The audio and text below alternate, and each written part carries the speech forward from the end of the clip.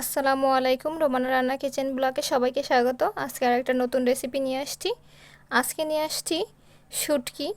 এখানে নিয়ে নিয়েছি পুঁটি মাছ শুটকি, নিজে হাতে দেওয়া রোদে। এখানে আলু কুচি আর শুটকি একসাথে রান্না হবে। এটা হচ্ছে আদা রসুন পেস্ট, পেঁয়াজ কুচি, রসুন আস্তে আস্তে রসুন, কাঁচামরিচ আর রসুনের কুচি করে রাখা। এখানে লবণ, হলুদ, ধনিয়া গুঁড়ি, মরিচের গুঁড়ি, জিরা ফাঁকি সব একত্রে আমি নিয়ে নিয়েছি। এখন আমি আমার সব মশলা, পেঁয়াজ, রসুন আর কাঁচামরিচ ভাজা হয়ে গেছে। আমি এখানে হলুদ, ধনিয়া, জিরা, পরিমাণ মতো লবণ, জিরা, ধনিয়া গুঁড়ি সব দিয়ে দিব। আমি এখানে মশলাটা ভাজা হওয়ার পরে, পেঁয়াজগুলো ভাজা হওয়ার পরে আমি এখানে হলুদ এক চামচ ধনিয়া গুঁড়ি আর সামান্য পরিমাণের শুকনো মরিচের গুঁড়া নিয়েছি যাতে কালার আসে।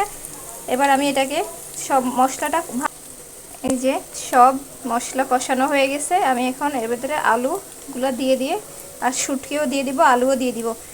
আগে শুটকিটা দিয়ে কষিয়ে নিব। সব শুটকিগুলো মশলার ভিতরে দিয়ে দিলাম।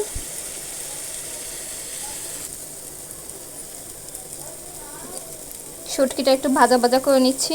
তারপরে আমি যখন ভাজা ভাজা হয়ে যাবে একটু পানি দিয়ে কষিয়ে নিব।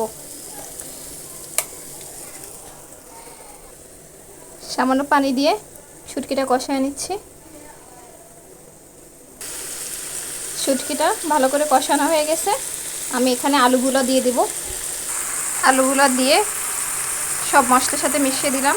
এবার একটু ভাজা ভাজা করে, এই যে কালারটা কত সুন্দর হয়েছে, আমি এটা ভাজা ভাজা করে নিব। কত সুন্দর একটা কালার আসছে।